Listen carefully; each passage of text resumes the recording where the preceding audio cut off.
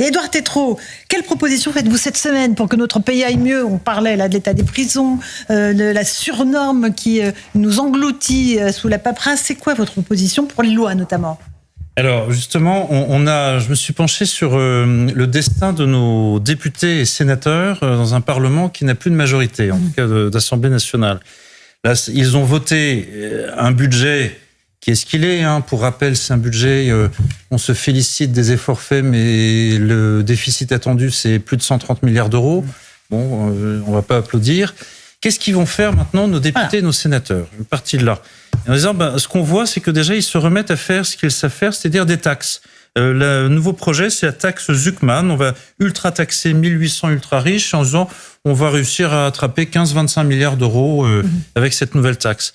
Bon, et puis quand ils auront fait des taxes, on va faire des propositions de loi, et puis qui généreront des décrets, et puis à côté, il y aura des normes. Et en fait, on dit, mais non, c'est plus possible, ça. Je vous donne, on va pas multiplier les chiffres, je vous donne un chiffre. Au début du siècle, on avait 22 millions de mots qui qualifiaient le droit applicable en France. 22 millions de mots pour...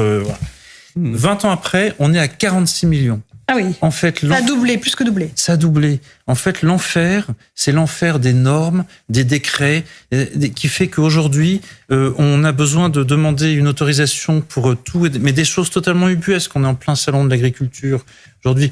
Combien de suicides, combien parmi les 30% des exploitations qui ne vont pas être reprises en France sont dues à un excès de normes, de paperasse, de choses qui fait qu'on peut pas bouger. Vous savez, aujourd'hui, dans une entreprise, si le diamètre de votre ampoule est de plus de 20 mm, vous pouvez pas la changer. Il faut passer une formation qui coûte des milliers d'euros à l'entreprise. Donc, qu'est-ce qu'on fait, en fait? On va demander à nos 925 députés et sénateurs, vous arrêtez de légiférer, vous allez sur le terrain, dans vos circonscriptions, et vous allez enfin à la rencontre des Français, vous les écoutez, vous leur dites, quelles sont les normes qui vous empêchent le plus d'avancer, qui vous enquiquinent, qui vous empêchent de prospérer, de croître, et on va recenser, on leur demande de travailler, nos députés et nos sénateurs, ils vont recenser par domaine ministériel, donc défense, agriculture, logement, les normes les plus paralysantes. On les remonte à Paris, et François Bayrou, qui en plus est un homme de terrain, qui est un homme concret, qui a été agriculteur, qui sait de quoi on parle, François Bayrou va ordonner à ses ministres de dire, vous avez 2 ans pour, avec les juristes du Conseil d'État, du Palais Royal, etc., vous avez 2 ans pour neutraliser les 20 normes, décrets, lois par ministère qui empêchent le plus les Français de vivre, de croître et de prospérer. En fait, ce qui nous tue, c'est, vous voyez, la France, c'est Gulliver, et les Lilliputiens qui nous enchaînent, ce sont les normes. Absolument. On arrête. Je ferai peut-être une exception pour 2 lois, dans les lois qui sont attendues dans le Parlement.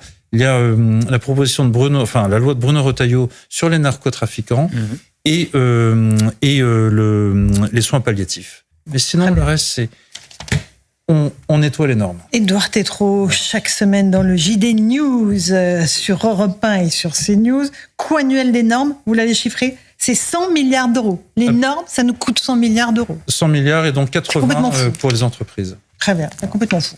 Dernier mot. Je partage évidemment la philosophie de ce qu'a développé M. Tétrault. Simplement, je vous trouve assez optimiste sur nos parlementaires, parce que je constate que Gabriel Zuckman, qui a inspiré la fameuse taxe, c'est lui qui a inspiré donc la taxe qui a été votée la semaine dernière sur le patrimoine des ultra-riches, le même Gabriel Zuckman qui a été mis en cause pour duplicité universitaire par l'université d'Harvard. Mais comme nos parlementaires s'intéressent assez peu à ce qui se fait à l'étranger, pourtant c'est sérieux. Oui, mais duplicité universitaire, c'est-à-dire que ces travaux, duplicité universitaire, ça veut dire quelque chose. Et l'université d'Harvard... Ça veut dire quoi? Dites-moi ce que ça veut dire.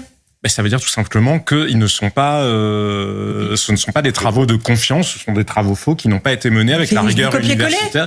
Parlez clairement. Non, ce n'est pas du copier-coller, mais c'est comme Thomas Piketty, qui est une star, pareil, reçue dans toutes les émissions à chaque fois qu'il sort un livve. Ces travaux ont été totalement contestés, y compris par des prix Nobel d'économie de gauche aux États-Unis. Mais ça n'intéresse pas les Français. C'est-à-dire que nous avons des références qui sont présentées comme des stars parce qu'elles sont de gauche. Mais simplement, ce sont des gens dont le travail intellectuel. Vous avez raison de le rappeler. Et nous avons Édouard Tétrault, qu'on peut lire dans le JD News, qui a cette semaine Bruno Retailleau en cours. Très bon journal.